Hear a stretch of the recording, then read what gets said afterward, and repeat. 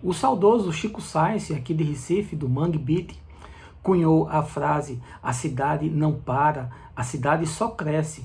O de cima sobe e o de baixo desce.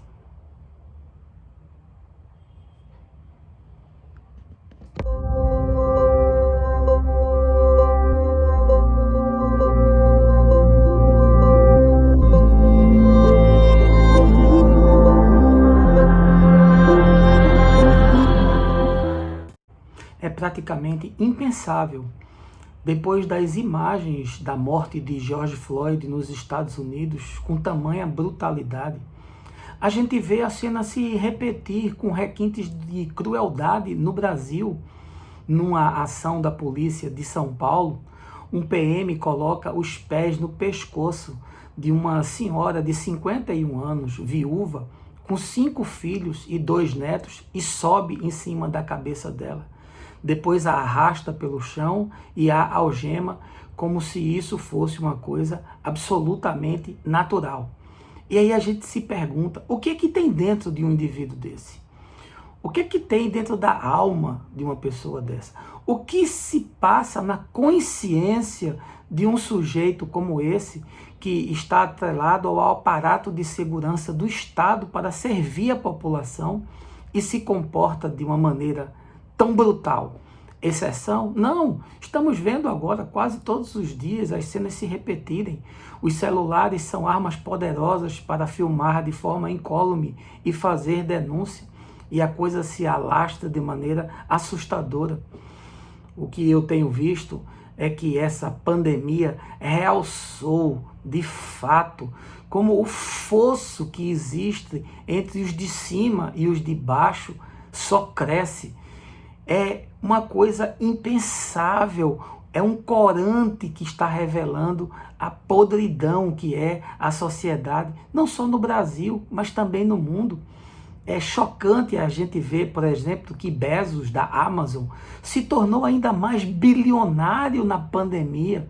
As empresas brasileiras grandes conseguiram crédito, foram facilmente abrigadas por ações do governo, do BNDES, mas as pequenas não conseguiram, faliram, quebraram.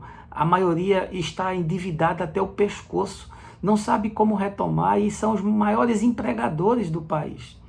É chocante a gente ver youtubers e celebridades em meio à pandemia se mudando para apartamentos maiores, alguns de 800 metros quadrados, enquanto as pessoas se esmagam e se espremem em favelas cada vez mais violentas e insalubres, incômodos de 10 metros quadrados com 10 pessoas dentro.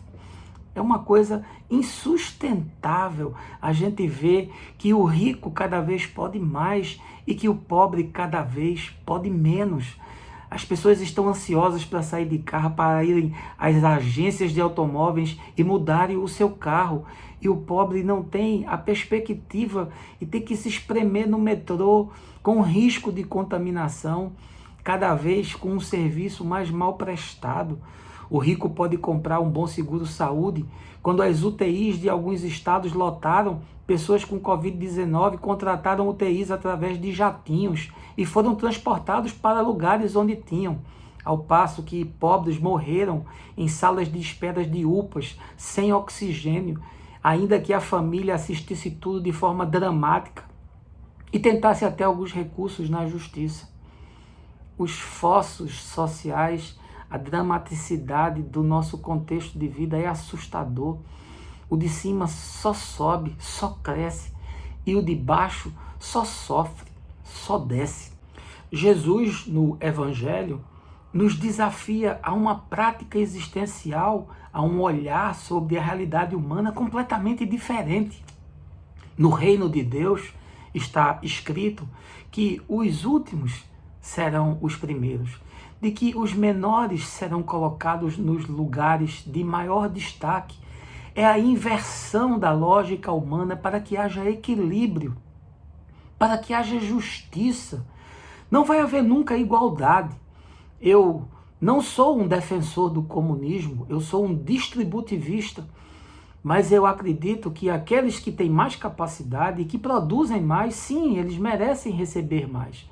mas não pode haver um desequilíbrio tal e uma distância tal que aquele que tem menos condições e que produz menos não tenha nada. É a exposição da miséria humana, do egoísmo humano, da ganância humana. E eu fico pensando, quem você acha que vai mudar essa realidade? Vai ser o Estado?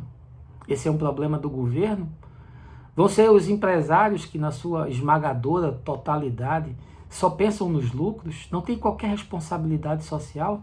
Vão ser as ONGs, muitas das quais foram criadas absolutamente só para lavar dinheiro? Não, meu amigo, isso é um trabalho que deveria estar sendo feito pela igreja. Mas a igreja, ao invés de combater a fome, está combatendo os demônios que aparecem no culto. Ao invés de promover a justiça, está promovendo vigília de oração para as pessoas ficarem rodopiando e falando em línguas estranhas.